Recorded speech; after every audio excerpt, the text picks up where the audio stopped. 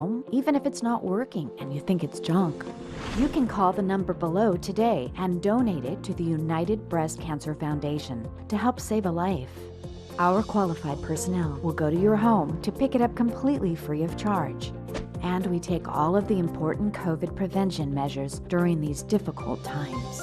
Donating your old truck or SUV helps pay for the programs available to women affected by breast cancer who need your help. Perhaps you considered your old car to be junk or worthless, but that junk car is important to the continued service of the United Breast Cancer Foundation. Call the on-screen number today and we'll pick up your car quickly. Your donation qualifies for a tax deduction. Please help us to help others. Call now. Call 1-800-648-5099. That's 1-800-648-5099.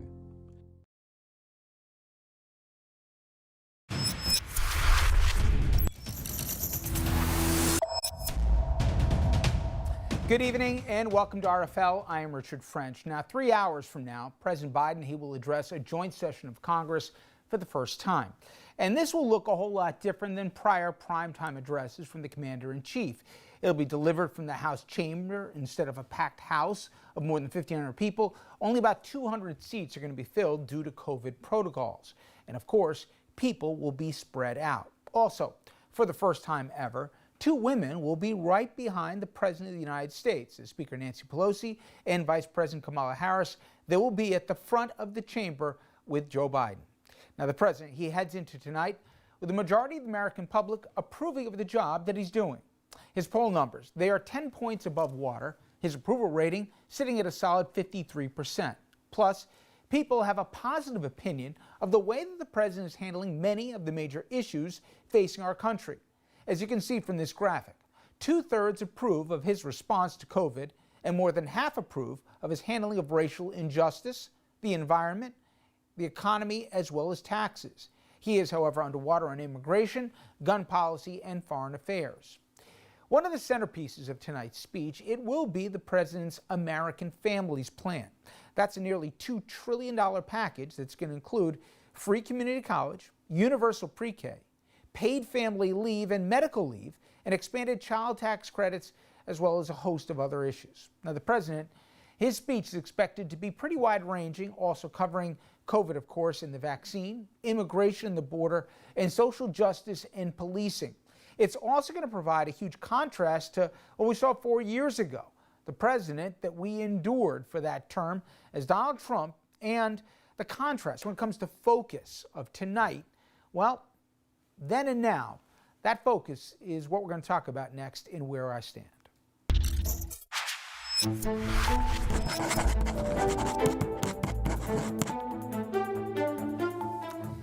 Okay, decent people from both sides of the political spectrum, they can debate about the scope as well as the math of Biden's signature proposals.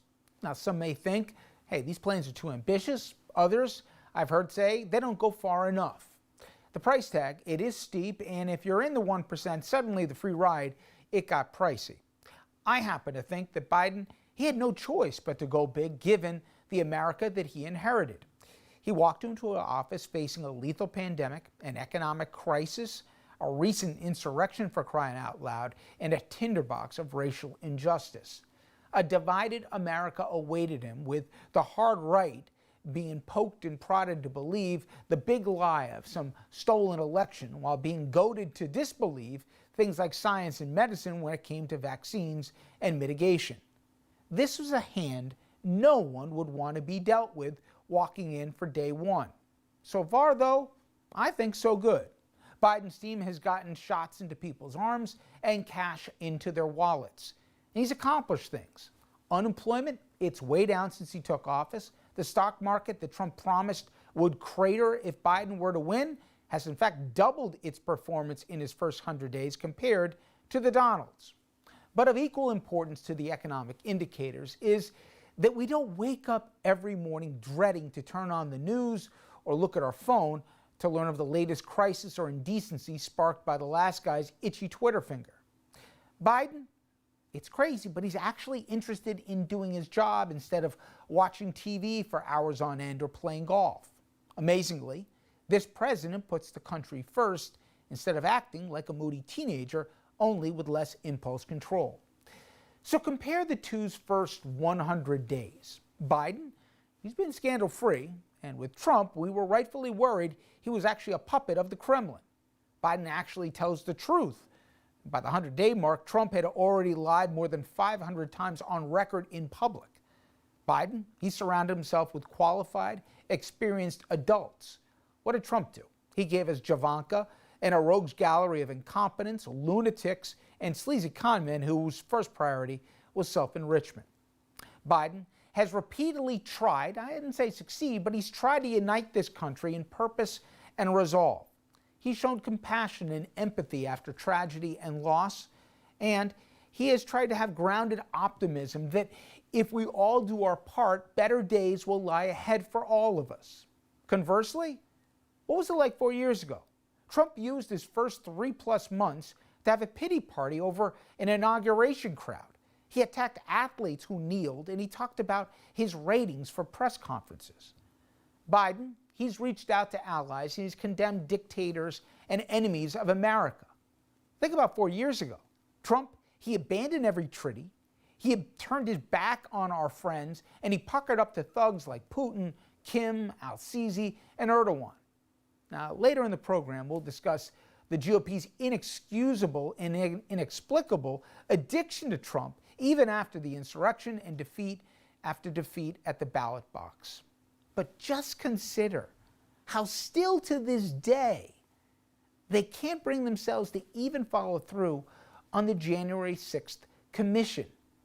I don't recognize the GOP even after they don't have Trump to respond to his tweets anymore. Listen, we have got a lot of challenges in this country. We have difficult problems that lie ahead in the immediacy and things long term, like, for example, global warming and so much more. It's not going to be easy. But if we're honest, whoever we voted for, don't you wake up easier knowing that we have adults in the room and that crises will not be self-generated out of the Oval Office? Doesn't that feel a little better? Don't you breathe a little easier? Don't you have less anxiety? Maybe it's more boring, but I think it's a much better America. All right, when we come back, more on tonight's speech, the president's first 100 days, and the rift in the Republican Party. We're joined by our friend from ABC News, political director Rick Klein.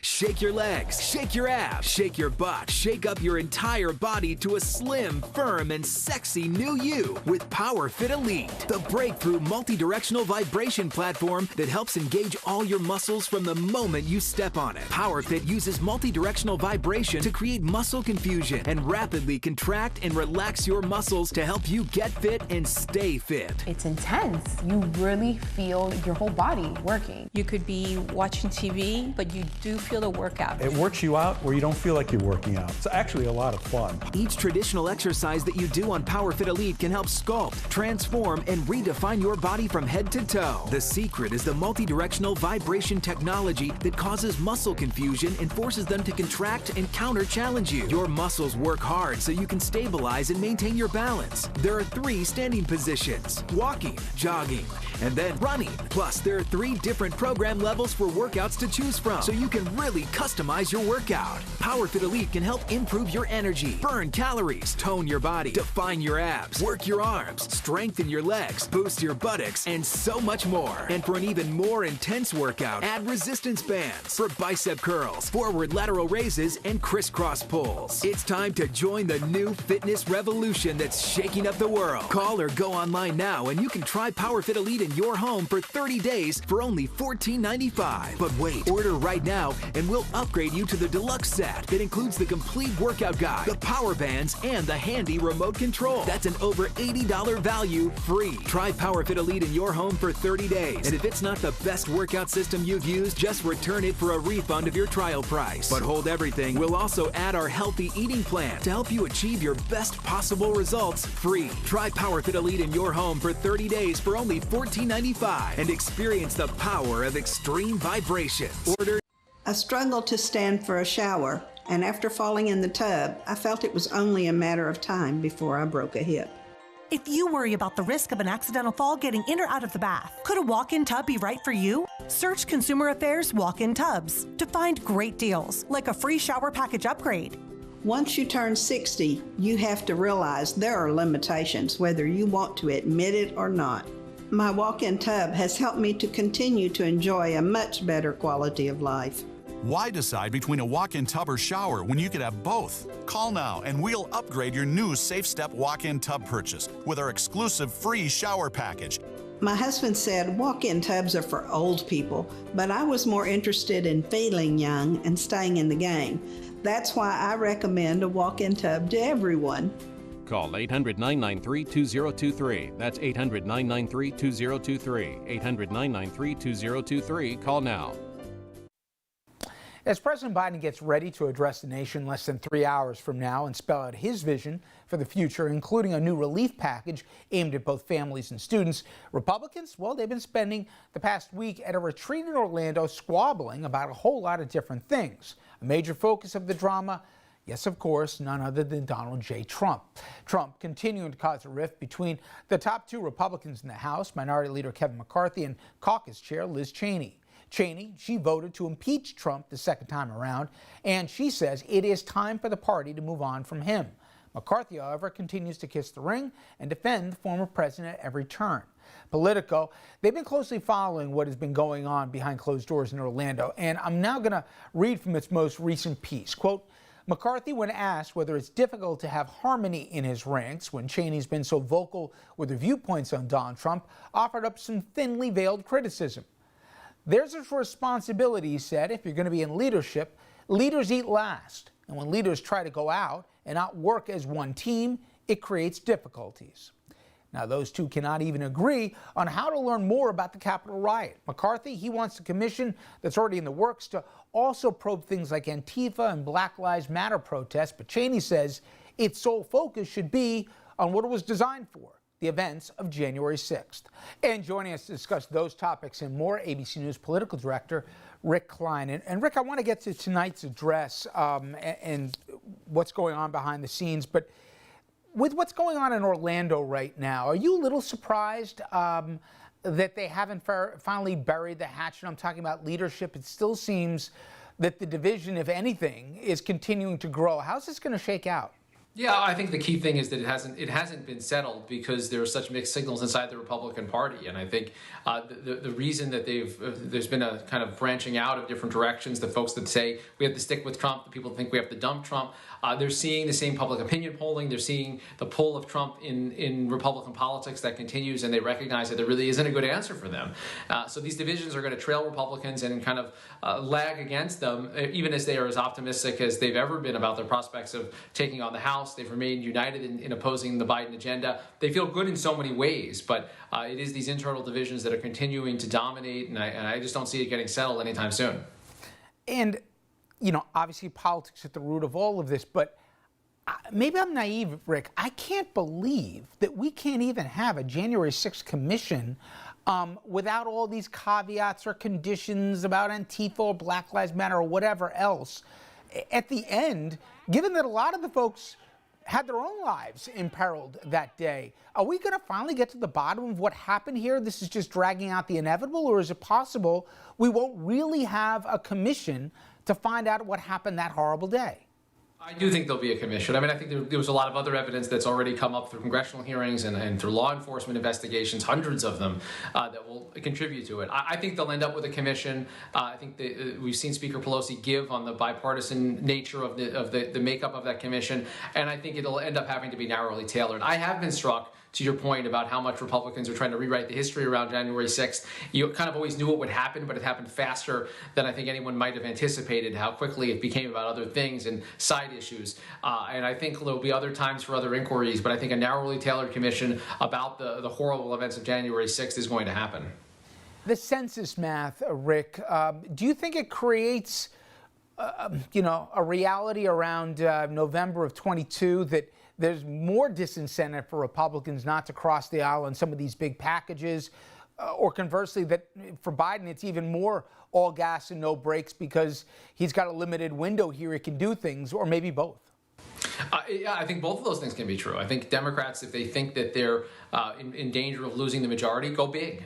Try to show the American people what you're going to do. I think you'll see a lot of that in the Biden speech tonight, trillions of dollars in new spending, and an argument fundamentally for bigger government that can do good in Joe Biden's view. And that is a paradigm shift, not just from a Republican to a Democrat administration, but generally in Washington. To argue in favor of government has not been popular in recent decades. And on the flip side, yeah, Republicans, if they feel like the best thing they can do to take back the majority in the House and potentially the Senate is to not screw it up, they're not going to work very much with Joe Biden. And yes, the fact that the census reapportionment numbers give a couple of other districts to red states that are controlled by Republicans, you've got redistricting opportunities there.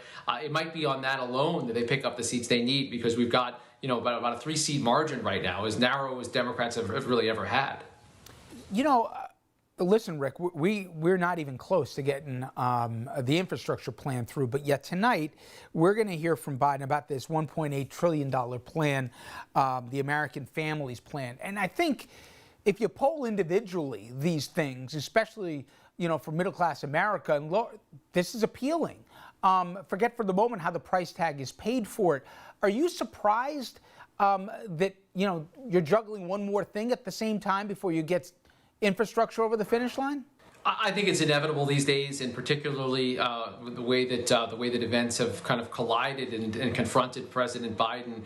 You have to deal with all these different things at the same time, and I think it also it's part of the calculation you mentioned about the foot being on the gas. If you feel like there's an opportunity, keep going big. And every time that we've all written and covered how Republicans are less inclined to work than ever, and it looks like things are on the rocks in terms of bipartisan compromise, the response from the Biden team has been to try to do more, push further, get more done more quickly. And whether that's the right strategy or not, we're going to need the benefit of some history to play out. But it doesn't surprise me that they're throwing a lot of policies out there all at the same time, just because that has been the MO.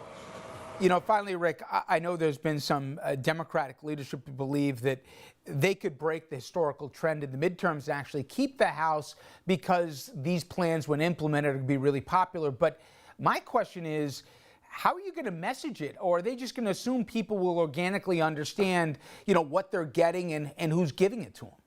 Well, they're going to try their best to try to make the case for what it is. We saw that already with the COVID relief bill, and I think if the infrastructure package passes, you're going to hear a lot of folks talking about the good that broadband and new bridges and roads and family care can bring to people.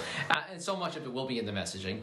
Democrats have power. It's narrow power. They can do big things, but they need to be able to justify them, to sell them, to keep political popularity around them. There's lots of reasons to think that isn't possible in today's environment, but Biden is going to be testing the limits of all of those possibilities.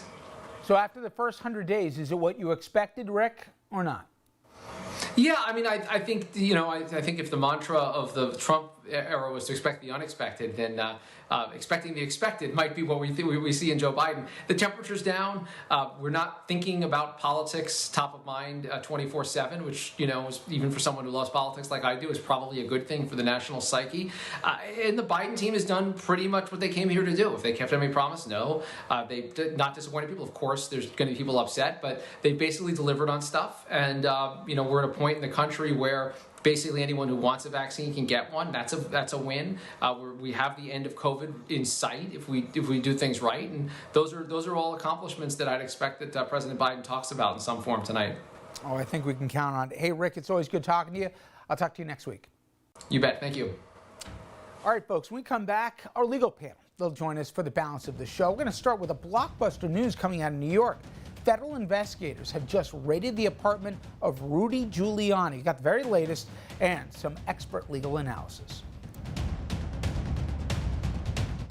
Help. When you fall and can't get help, Help. You will lie on the floor for hours or days in constant, terrible anguish, which often results in a tragic outcome.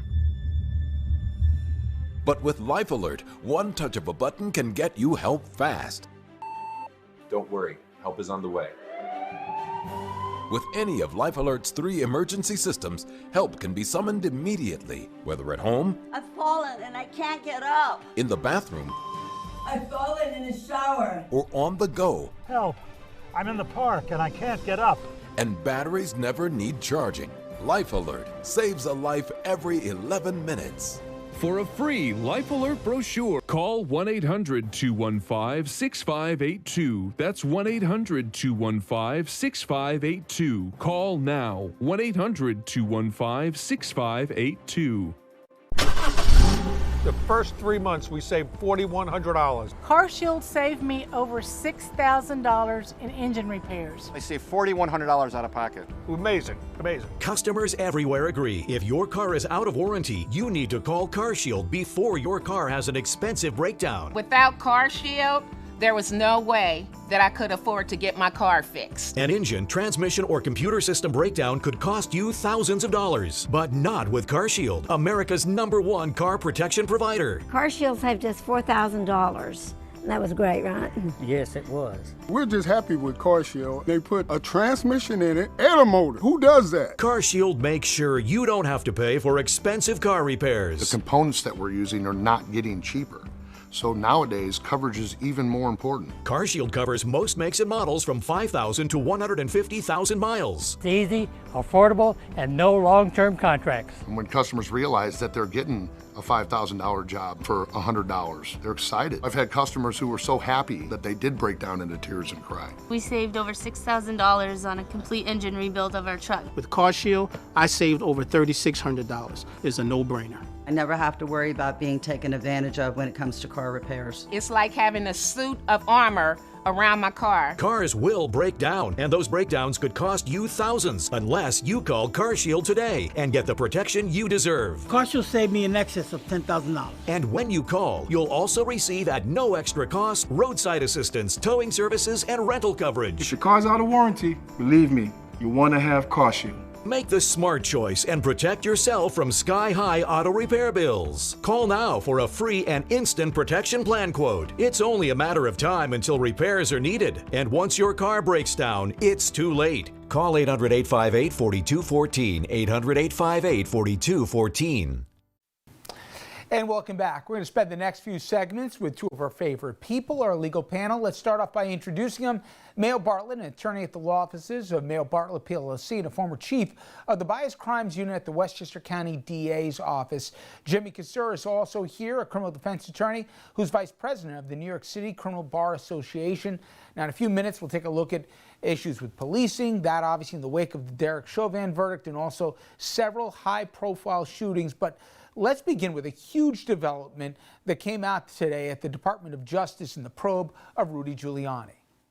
Federal agents escalated their ongoing investigation into Rudy Giuliani, searching his home and office here in Manhattan and seizing his phone, electronic devices, and other items as they examine his efforts to dig up dirt in Ukraine on former President Trump's political rivals, activity that surfaced in the first Trump impeachment inquiry. Rudy Giuliani has made no secret of his desire to get Ukraine to open investigations into the Bidens, as well as a conspiracy theory of Ukrainian interference in the 2016 election.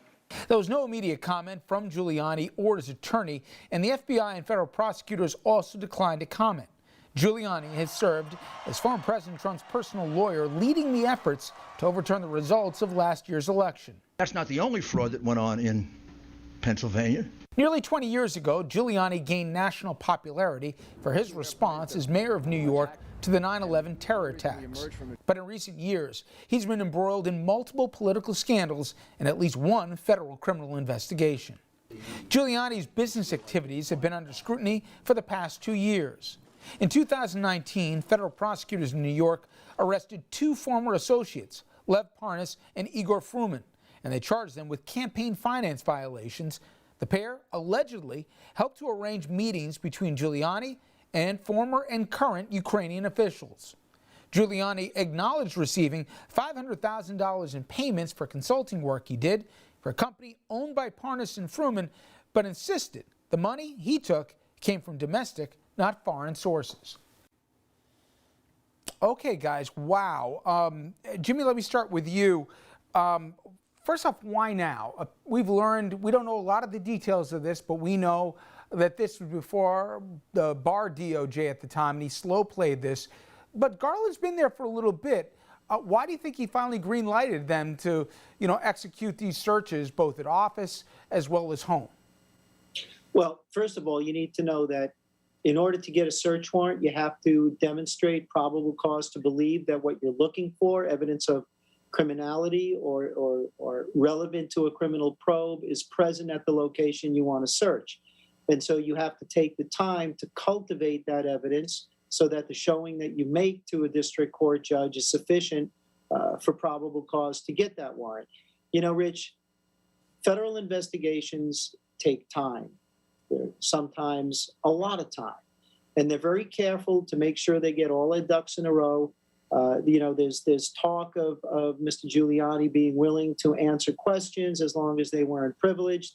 And clearly that was not sufficient to satisfy the federal government. But again, they needed the time, one would suppose, to cultivate the evidence to be able to put into that search warrant. It's got to be non-stale evidence. It's got to be current enough in order to demonstrate that at the time they want to conduct the search, the evidence that they're looking for is there, or that there is probable cause to believe it's there. So it's really no surprise that they took a lot of time before executing these search warrants.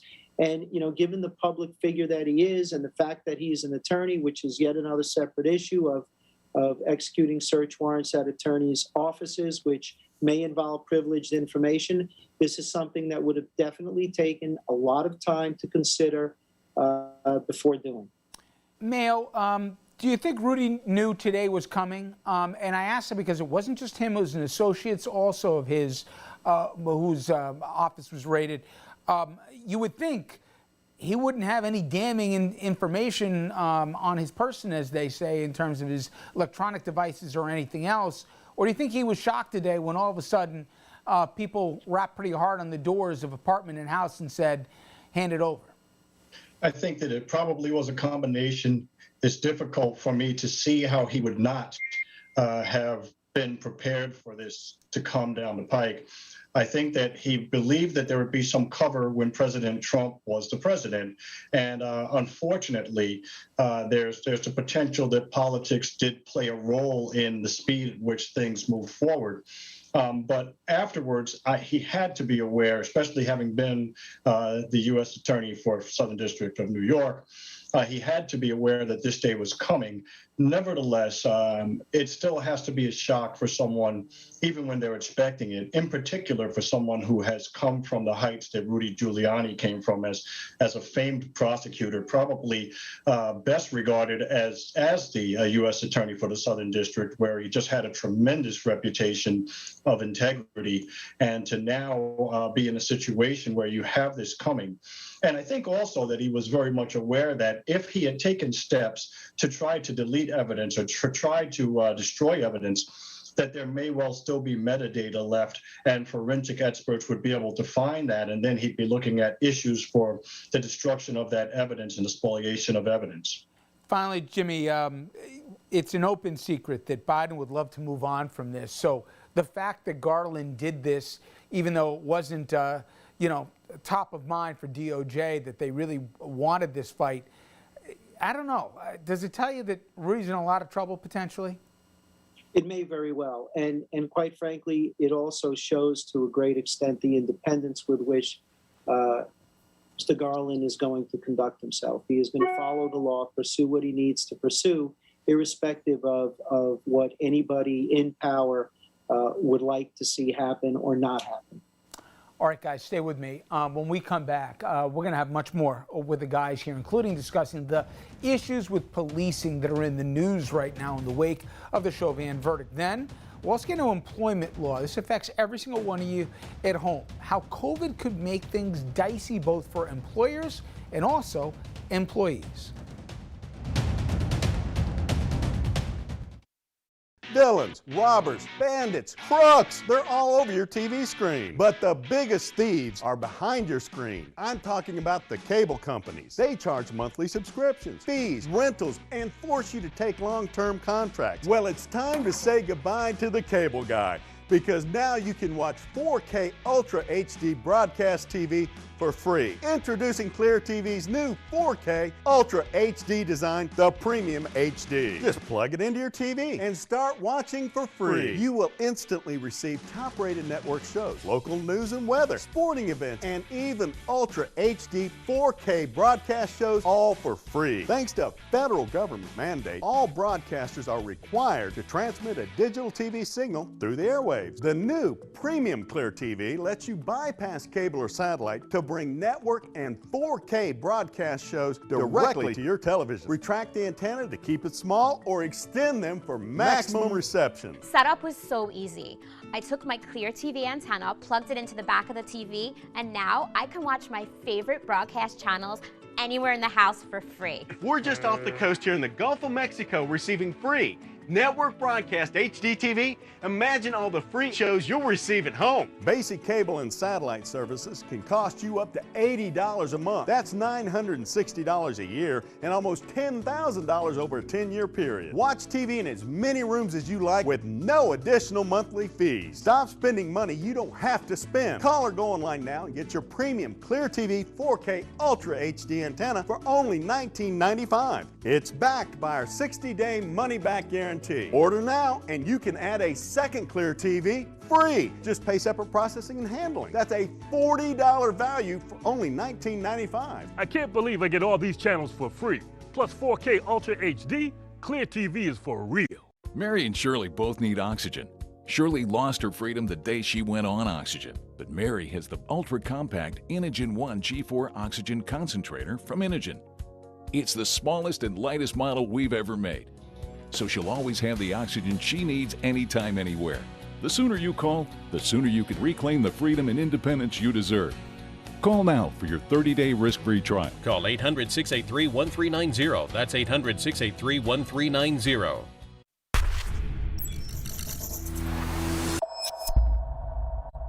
And welcome back. In this segment, we're going to discuss policing in America, and we're going to begin with a shooting in North Carolina where there's a huge controversy over that body cam footage. A North Carolina judge Wednesday delaying the public release of body camera footage of the fatal police shooting of Andrew Brown Jr., instead allowing only family and their attorneys to view a redacted version within the next 10 days of all camera angles with officer's face blurred. So from the standpoint of the family, we would consider this a partial victory. The district attorney arguing against the release, adding that Brown hit the officers with his car before they shot him. The attorney representing the officers saying, We believe that the shooting was justified. New video showing the moments before he was killed last Wednesday. North Carolina sheriff's deputies seen racing down the street, piled in the back of a truck, speeding up to his home. They say with the intent to serve a warrant for drug charges. The family says the shooting happened as Brown was trying to drive away and that no drugs or weapons were found in Brown's car or house at the time. Andrew Brown! Peaceful protesters have been taking to the streets, calling for the public release of the full raw body camera footage, and they want transparency. Elizabeth City police in riot gear as demonstrators defied curfew Tuesday night. Several people were arrested for curfew violations. Up in Minneapolis, for the first time, we are hearing from one of the jurors in the Derek Chauvin trial. He was asked whether protests and the shooting of Daunte Wright near Minneapolis and 10 miles away, in fact, from the courthouse, impacted their decision. And he also spoke about the 9-minute and 29-second video of the Derek Chauvin killing of George Floyd. You're literally, throughout the trial, you're watching somebody die on a daily basis. So that stress alone is enough to take your mind away from whatever's going on outside of the four walls of the courtroom. The video it's a historic video, unfortunately, and then seeing the multiple angles of it from the body cams, from the other cell phones, it was probably the most important piece of evidence. Over the past couple of weeks, we've seen fatal police shootings that were not nearly as cut and dry as that of the Floyd murder, which happened in broad daylight with several people watching, taking over 9.5 minutes, as you know, and we obviously had cell phones rolling in the duration. You go to Chicago, where we saw 13-year-old Adam Toledo suffering a fatal gunshot wound at the hands of an officer. But this happened at 2:30 in the morning after police responded just 2 minutes after 911 calls reporting gunshots. When officers appeared on the scene, they pursued 2 males carrying guns, and they caught up with Adam in the alley. And as he raised his arms, police reacted in a split second, not knowing he had just dropped his weapon before he was confronted. Columbus, Ohio, we saw an arriving officer responding to calls of a knife-wielding assailant, and when he arrived on scene, 16-year-old Makia Bryant was lunging at another teen with a blade. Then the officer made that split-second decision to open fire, taking the teen's life. And I mention these all to point out that all police-involved shootings are not the same, and we need to allow these cases to play out in our criminal justice system. And now there are renewed calls to revamp that system with new bills at both the local and federal levels to deal with the use of police force, removing some of the local shields for police and more. And again, you can even expect to hear it from President Biden tonight in his national address. All right, Mel, let me go to you, and let's start off with North Carolina. At the end, the video is going to come out, right? I mean, one of the things that you can never get back is the faith of the public. And if they think that you're trying to pull one over on them by not being transparent, even if you've got a reason for it, you're just delaying the inevitable. Am I wrong here, or shouldn't they put out this video? Well, one of the key tenets of good policing, and to the degree that it's not done as well as it should be done, to have more transparency is essential, because that builds trust. It allows the public to at least have an idea that they're going to get to the truth, good, bad, or other. And it also does a tremendous service, assuming that there is a mistake or that there's a bad actor in the police department. It does a great service for those who are not bad actors. When you have a statute like the one in North Carolina, it goes in the exact opposite direction of what most reimagining and reform of policing encourages. And what it does is it causes people to speculate. It breeds distrust on every side. It breeds distrust from law enforcement as well as from members of the community. And it really does not serve a real purpose. Now, one of the arguments that they'd make is that, look, when we don't release these videos because of privacy concerns, well, that's not really going to be an issue here. The other thing, though, is it has to be a compelling public interest. Clearly, there is a compelling public interest, and the public is craving information.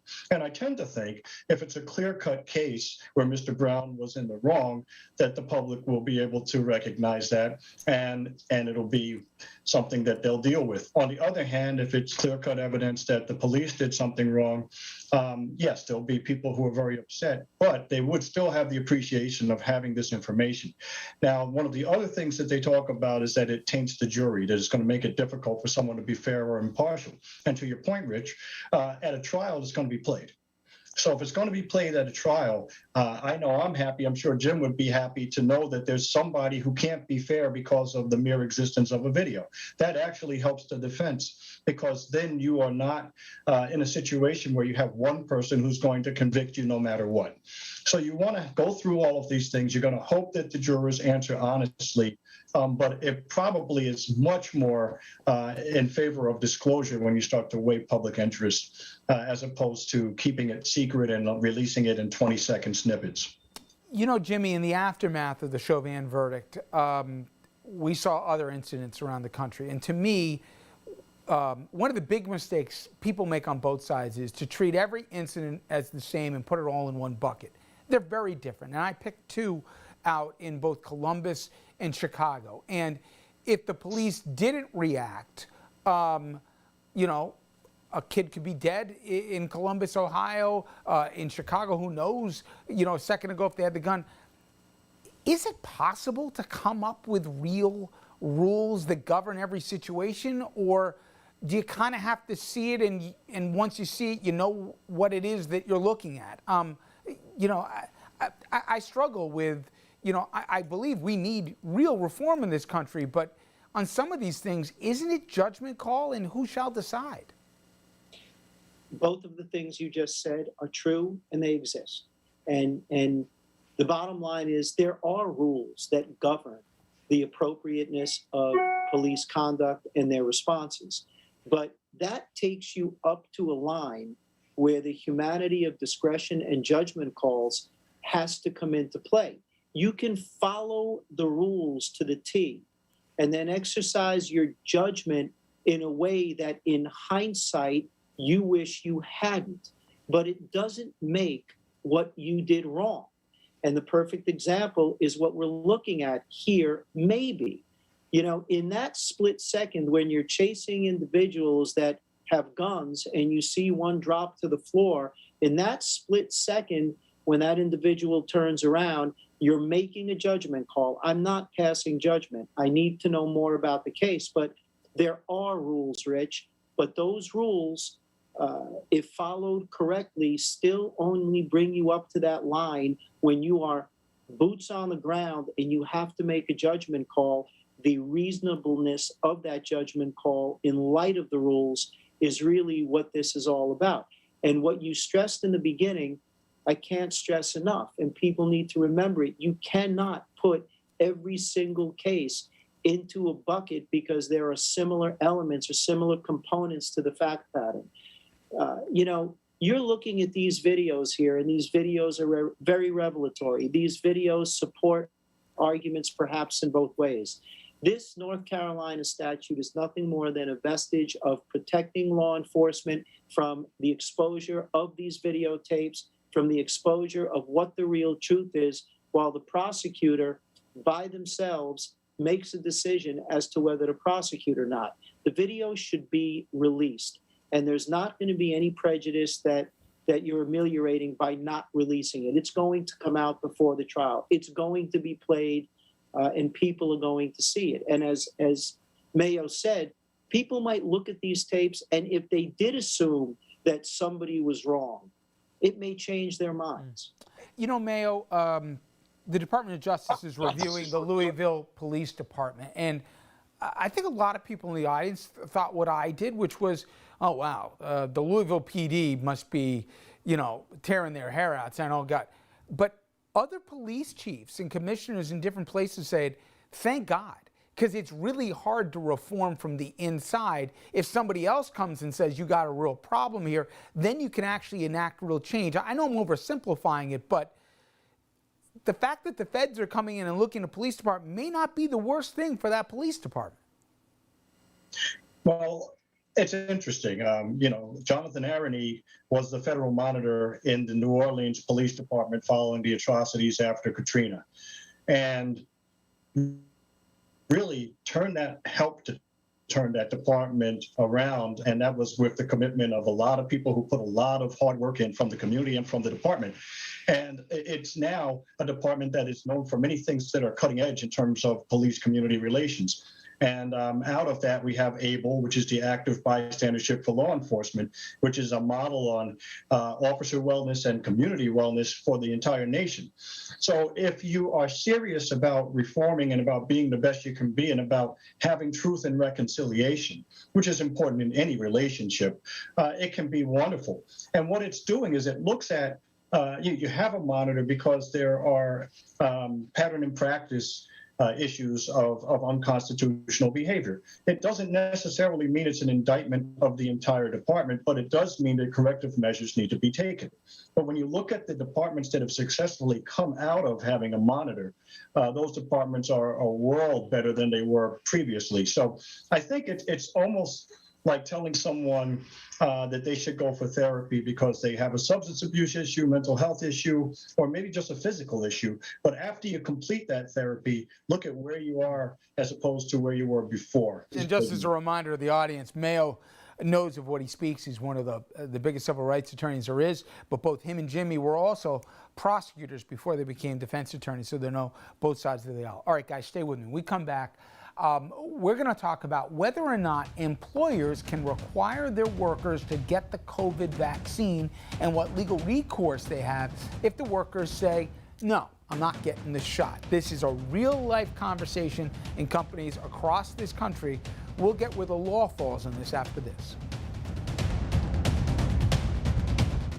Has your AC busted, computer crashed, appliance broken? Then you need ARW, American Residential Warranty. Hi, it's me, Anthony Sullivan. And yes, you've actually caught me at home relaxing because life's been pretty worry-free since I got coverage with American Residential Warranty. Home appliance repairs and replacement can cause stress and cost you over $3,000 per year. But starting at less than $1 a day, ARW has home warranty plans that cover household appliances, systems, and electronics. Parts and labor included. When I needed ARW, they were there. My oven actually took a dive in the middle of making a big dinner for family and friends, picked up the phone, called ARW, they repaired it, dinner saved, that easy. My air conditioning broke on a Sunday. It was so hot. I called ARW and they came out and fixed it right away. You won't believe what ARW covers. Heating and air conditioning, washers and dryers, kitchen appliances, plumbing, water heaters, electrical systems, even pools and spas, and so much more. All you have to do is call or go to getahomeplan.com. Plus, ARW's partnered with Assurant to offer protection for all your new and used household electronics for just one low price. I dropped my laptop and ARW replaced it with a brand new one, and all I paid was a small service fee. All plans are fully customizable and come with a 30-day money-back guarantee. Call now and get a home security system valued at $1,250 free with any plan. And you can trust ARW to be there when you need it. Just call ARW and a licensed technician will be dispatched to your home. All covered repairs are guaranteed. My refrigerator broke, and not only did ARW repair it fast, they even sent me a reimbursement check for all the food that went bad. So come on, relax. Stop worrying about unexpected breakdowns and costly repairs. Call American Residential Warranty. They'll get you covered. Call 1-800-253-1237. Again, that's 1-800-253-1237 or log on to getahomeplan.com today. After an auto accident, insurance companies will fight hard to avoid paying you. At Vocate Legal, we believe in fighting smarter. We know how insurance companies think, and that's why we use our experience-based strategy to outsmart them. Our accomplished attorneys have the knowledge, skills, and track record to pursue better legal outcomes at no upfront cost to you. Call us today or visit vocate.com for a free consultation. Vocate Legal, fight smarter.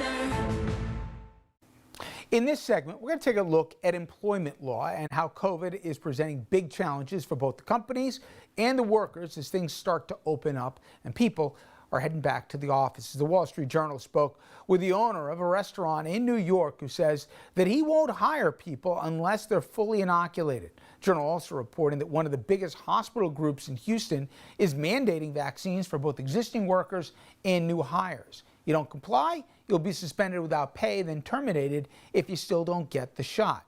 Then there's a private school in Miami that's taking the exact opposite approach. It's telling teachers that they have to stay away from students if they've gotten the shot because the school is afraid that vaccinated people would, quote, negatively impact those who have not been inoculated. You gotta help me out with that one. School also saying that teachers who get the shot over the summer won't be welcome back for the fall semester. They're concerned that the vaccine is too new to be safe and they want more time before they can accept it in their classrooms. Of course, they're completely wrong here, and thank God an outlier. The vaccine was tested both during trials and then been given to tens of millions of Americans. It's proving to be unbelievably effective and safe. Okay, take out that wackadoo school in Miami, guys. How clear, Jimmy, is employment law in terms of private companies saying it's in my best interest, both for the employees that work here and then also for customers coming through our door to know that I've gotten people that have gotten 2 shots in their arm? So it is an untested situation. There's no law prohibiting it, prohibiting employers from requiring vaccines, at least not as yet. But one of the complications here is how far employers need to go in ascertaining why people are refusing to take the vaccine. There are certain reasons that people may have for taking it that you cannot prohibit them from employment. You can't fire them if they don't want to take the vaccine, for example, for religious purposes or for purposes that don't necessarily relate to health. So my understanding from attorneys with whom I've consulted on this before the show is that while there's no direct prohibition, There's a difference between refusing to hire somebody, perhaps, and firing people that are already under your employ. But there are certain questions that employers may be required to ask in terms of the reasons for not taking the vaccine before not hiring or before terminating the employment of somebody because they don't want to take the vaccine. But it is unsettled, and we'll be hearing a lot about it going through the court system in the next year. Mayo, does the job matter in terms of what you can and can't do? A public or a private company, or let's say a company that's in public transportation, somebody working on an airline. Is there a distinction with the difference who can and can't mandate getting a shot? I believe that there is, and I think that if you are in a career that requires you to have direct contact with people who may be at risk, whether it's teaching, whether it's being in the medical profession, or as a carrier, would you work on public transportation, that if you are likely to expose people to an increased risk, then the state itself may have a compelling public health reason to compel you to be vaccinated. And you bring up a good point. If you are an employee at will, you have much fewer protections than you do if you're a union employee. And again, it depends largely on what you do. So quite often we don't have a right to employment. You know, most of us are employed at the will, at the pleasure of the employer. So the employer can tell you that they require the vaccine. You may have a religious exemption, you may have a medical exemption, but it still doesn't mean that you have a necessary right to that job. And if you think about it, right now we're talking about COVID, which is very bad. Look at what's happening in India, certainly, and what's happened in the United States already. But let's imagine instead if we were talking about Ebola. Are we still having this same conversation when it would burn through a village in a week and there'd be nobody left? So we have to be able to allow the government to have a reasoned and measured response, which may allow employers to mandate vaccines. Jimmy, finally, I know, and you guys probably know as well, companies that are saying, listen, you want to get paid, forget about vaccinated or not, you got to come in the office. Now, a lot of people over the past year have been working remotely. Some argue they can do their job just as well. But is it up to the employer to decide if he's or she's, writing the check, that they have a right to require that somebody be in person if they want to collect? Well, let's go a step further. Not only require that they have to come back to the office, but also require that they have to be vaccinated. Again, I think that I agree with Mayo entirely, but I do think that a lot of different lines are going to be drawn here. I do think that where you work, what your contact is with the general public. If you have a job, you're being required to go back in the office, but you have your own office, you're socially distanced, and so on and so forth. All of these factors come into consideration. And quite frankly, when you start getting challenges in the courts, it's really going to be a difficult task for courts to be able to draw those lines if, in fact, they're willing to do so, or if what they say is as Mayo said, you're an employee at will, and unless you have a constitutional or unless you have a viable claim that's actionable in court as to why you can't be forced to do this, you have to do what's required of you. I just would like to say your backgrounds today, guys, very strong. Not so strong, Doug Von Oist, coming up very short here in his absence. You more than amply made up for it, but still very, very, very weak on the part of the oyster. Anyway, gentlemen, as always, it is always good to see you, and I'd love it if we were just around the same table, but hopefully sooner than later. Talk to you guys soon. Demand that we come in. Yeah. Oh, I've been double shot myself. We got to figure it out. Thanks a million, Rich. Be well. You too, guys. All right, everyone, we're going to be right back to wrap things up. The IRS is the most feared agency in the country and has the power to seize assets, garnish wages, and even put you in jail for back taxes and unfiled tax returns. Don't be a victim. Call Kick IRS right now and let us kick those IRS problems out of your life once and for all. Our powerful team of tax experts will fight hard for you and will not stop until we've resolved your tax problems on your terms. And if you qualify, we may even reduce or eliminate your tax debt altogether. Call 1-800-590-7499. Hi, I'm Lori Grenier, an inventor and entrepreneur, but many of you know me as a shark on Shark Tank. I discovered a convenient purse that allows you to use your phone right through it. And I loved it so much, I had to bring it to all of you. Watch this. Tired of fumbling with your phone? Digging in your purse to find it? Uh-oh, drop it and phones cost a fortune to fix. Or when you leave it somewhere, what a nightmare. And now, it's more important than ever to keep your phone clean. Introducing the touchscreen purse, the incredible new way to have instant access to your phone through the touchscreen window. The revolutionary Clear Smart Touch window technology makes it easy to text, email, surf the web, and even talk right through the clear protective window without ever removing it from your purse. Never worry about dropping your phone or leaving it behind. With the touchscreen purse, you never need to remove your phone from your purse. And when you take it out, it's as clean as when you put it in. And the clear window keeps your phone clean from smudges, germs, and grime. There's room for your phone, credit cards, makeup, cash, and more. Any size smartphone fits, just slide it in. Plus, the touchscreen purse is lightweight and super thin. It's a stylish purse that goes with any outfit. The strap adjusts so you can wear crossbody or over the shoulder. So, forget worrying about keeping your phone safe. Now you can have peace of mind. I love my touchscreen purse. It's so convenient, and I hope you love it too. Now, touchscreen purse backed by Lori Grenier is just $19.99. That's an incredible value for a stylish purse that puts your phone at your fingertips. But wait, for Lori's best offer yet, you can get a second touchscreen purse free. Just pay separate processing and handling. That's 2 touchscreen purses for just $19.99. Order now. To order, call 1-800-504-1909. That's 1-800-504-1909, or you can go online to gettouchscreenpurse.com. Order now. It is hard to believe, but it has been nearly 10 years since Navy SEALs killed Osama bin Laden in Pakistan. And now, a decade later, we're still learning new information about both the raid and the man they killed. There was no way for us to absolutely confirm that it was bin Laden. It was the daring covert operation at an Abbottabad, Pakistan compound that changed the course of history. The United States has conducted an operation that killed Osama bin Laden, the leader of al-Qaeda.